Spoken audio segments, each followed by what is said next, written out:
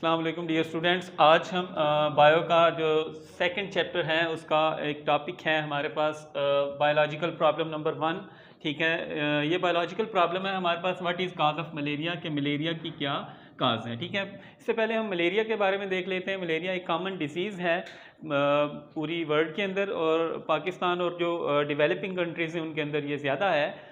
तो मलेरिया के बारे में ये है कि मलेरिया ये वो डिज़ीज़ है जिसने ह्यूमन हिस्ट्री के अंदर, ठीक है, बाकी तमाम डिजीज़ से ज़्यादा जो किलिंग्स हैं वो की हैं। ठीक है, सबसे ज़्यादा अमवात इसकी वजह से हुई हैं। ठीक है, मलेरिया के बारे में जो अर्ली ऑब्जर्वेशंस थी 2000 ईयर्स अगो, 2000 साल पहले तक, ठीक है, वो ऑब्जर्वेशन ये थी कि जो अर्ली ऑब्जर्वेशन थी वो हम देख लेते हैं। अर्ली ऑब्जर्वेशन नंबर 1 थी हमारे पास, malarial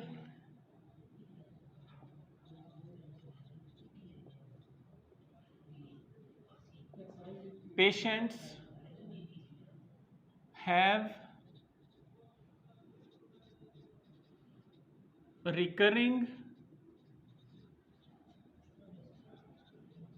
attacks of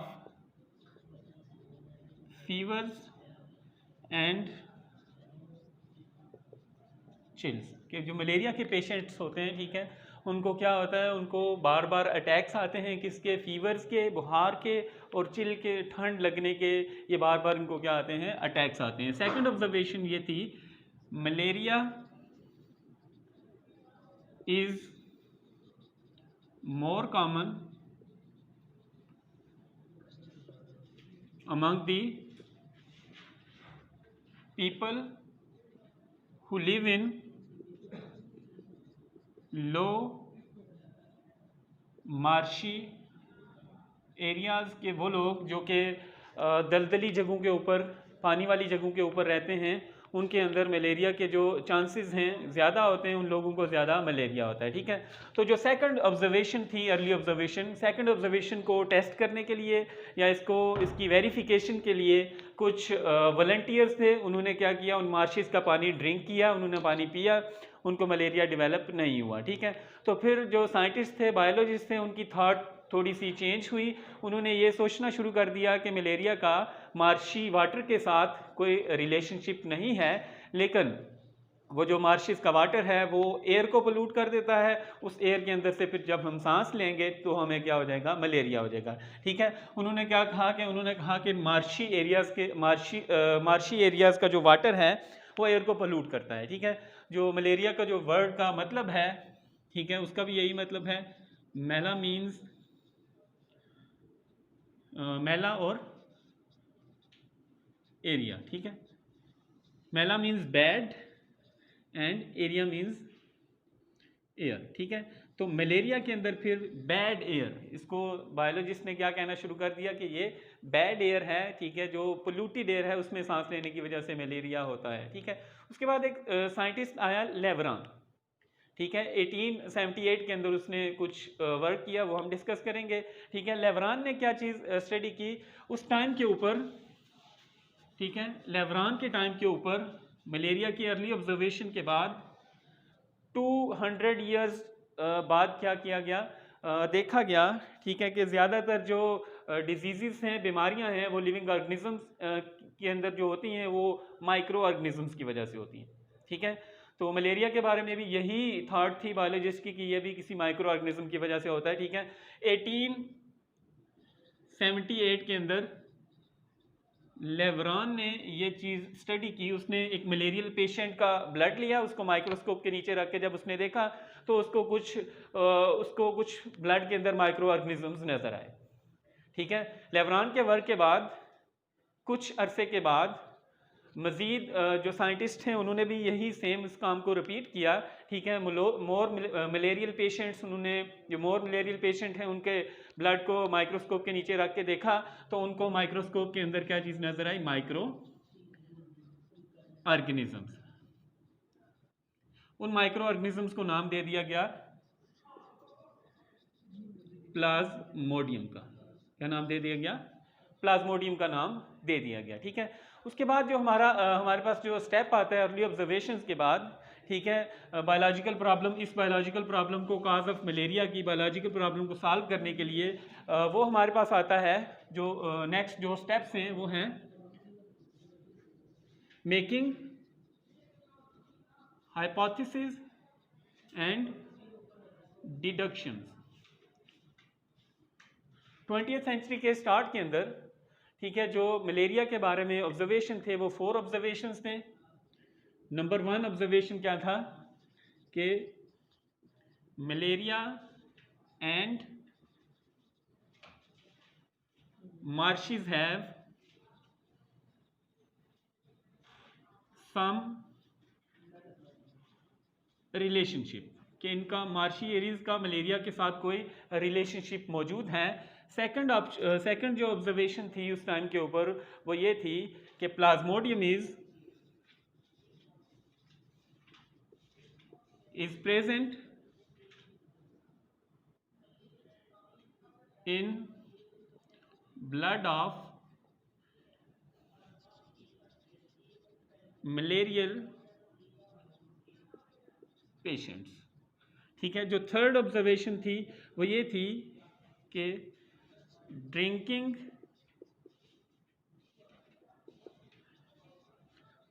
water of marshes did not cause malaria. ठीक है, कि मार्शीज का पानी पीने से दलदली इलाकों का जो पानी है, ठीक है, जो वहाँ पे जो तालाब होते हैं उनका पानी पीने से क्या होता है, मलेरिया डेवलप नहीं होता। ठीक है, तो यहाँ पे हमारे पास मलेरिया की और मार्शीज का जो रिलेशनशिप है ये दोनों हमारे पास पॉइंट्स आ गए। जो थर्ड लास्ट और फोर्थ ऑब्जर्वेशन थी हमारे पास वो ये थी quinine is effective drug for malaria treatment, कि मलेरिया की ट्रीटमेंट के लिए जो इफेक्टिव ड्रग है वो हमारे पास क्या है, वो क्विनीन। ठीक है, quinine is effective drug for malaria treatment. ये हमारे पास 4 ऑब्जर्वेशन थे। इन चारों ऑब्जर्वेशंस को बेस बनाकर, इन चारों ऑब्जर्वेशंस की बुनियाद के ऊपर, ठीक है, हाइपोथेसिस और डिडक्शन बनाए गए। ठीक है, जो हाइपोथेसिस बनाया गया इस बायोलॉजिकल प्रॉब्लम के बारे में, ठीक है, उस हाइपोथेसिस वो ये था, ठीक है, कि Plasmodium is cause of malaria. Hypothesis क्या था, Plasmodium is cause of malaria. ठीक है, कि मलेरिया का काज क्या है, प्लाज्मोडियम। ये हमारा हाइपोथेसिस। अगर हम इस हाइपोथेसिस को ट्रू मान लें, इसको ट्रू सपोज करते हुए जब डिडक्शन बनाई जाती है, ठीक है, डिडक्शन बनाई कुछ साइंटिस्ट ने उस टाइम के ऊपर, ठीक है, तो उन्होंने इफ और देन स्टेटमेंट को यूज करते हुए जो डिडक्शन बनाई, उन्होंने जो डिडक्शन थी वो उन्होंने लिखी। ठीक है, उन्होंने कहा कि if Plasmodium is cause of malaria, then all malarial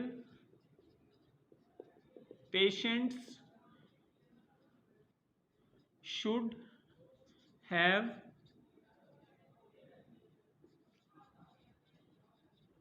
plasmodium in their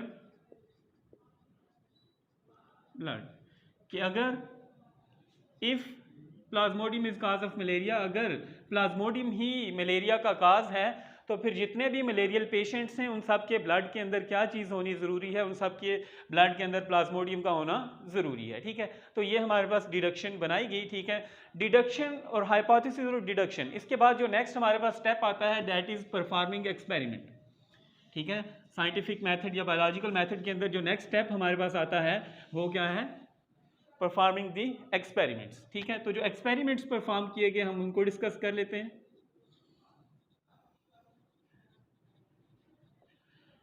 experiment perform करने के लिए 2 ग्रुप्स बनाए गए। ठीक है, एक को हम कहते हैं एक्सपेरिमेंटल ग्रुप और दूसरा है कंट्रोल ग्रुप। ठीक है, एक्सपेरिमेंटल ग्रुप के अंदर वो सारे ऑर्गेनिजम्स आ जाते हैं which are under study, which are under consideration, जिनको हम कंसिडर कर रहे होते हैं, जिनको हम स्टडी कर रहे होते हैं, उनको हम क्या कहते हैं, जिन पे एक्सपेरिमेंट्स परफॉर्म करने होते हैं हमने, उनको हम एक्सपेरिमेंटल ग्रुप कह लेते हैं। और कंट्रोल ग्रुप वो ऑर्गेनिजम्स हैं जो कि अंडर दी कंसिडरेशन या अंडर दी एक्सपेरिमेंट्स नहीं होते। ठीक है, उनको हम क्या कहते हैं, कंट्रोल ग्रुप। ठीक है, कंट्रोल ग्रुप के साथ जब हम एक्सपेरिमेंट्स का रिजल्ट क्या कर सकते हैं, हम उसके साथ कंपेयर करके हम क्या कर सकते हैं, कोई हम रिजल्ट फाइनल कर सकते हैं। ठीक है, तो एक्सपेरिमेंटल ग्रुप के अंदर उन्होंने 100 मलेरियल पेशेंट्स ब्लड, ठीक है, कि 100 मलेरियल पेशेंट्स का जो ब्लड लिया वो एक्सपेरिमेंटल ग्रुप का लिया। ठीक है, एंड जो कंट्रोल ग्रुप है 100 normal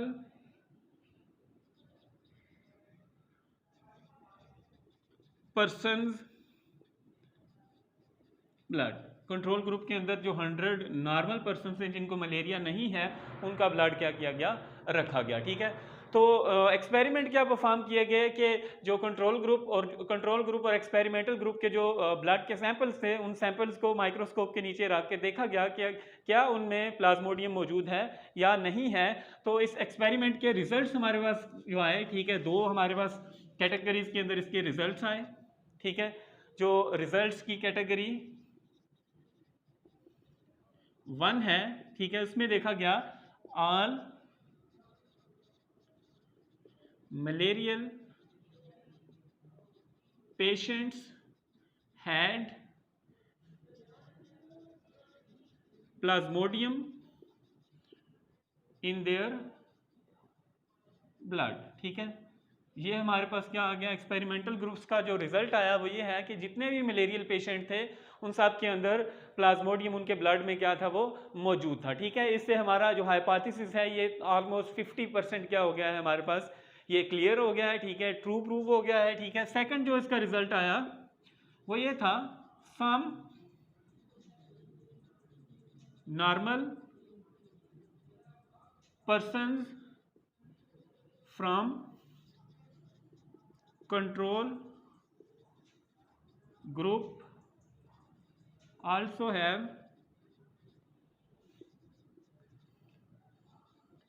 plasmodium in their blood। ठीक है, कि जो कंट्रोल ग्रुप था, होना तो ये चाहिए था कि कंट्रोल ग्रुप के अंदर क्या होना चाहिए था कि उनके ब्लड में प्लाज्मोडियम की प्रेजेंस नहीं होनी चाहिए थी, लेकिन कुछ सम ऑफ दी नॉर्मल पेशेंट्स, उनके ब्लड के अंदर भी क्या चीज़ पाई गई, प्लाज्मोडियम पाया गया। 100 में से 3 और 4 के अंदर क्या हुआ, ऐसा देखा गया। ठीक है, तो ये रिजल्ट क्या था, ये रिजल्ट अनएक्सपेक्टेड रिजल्ट था।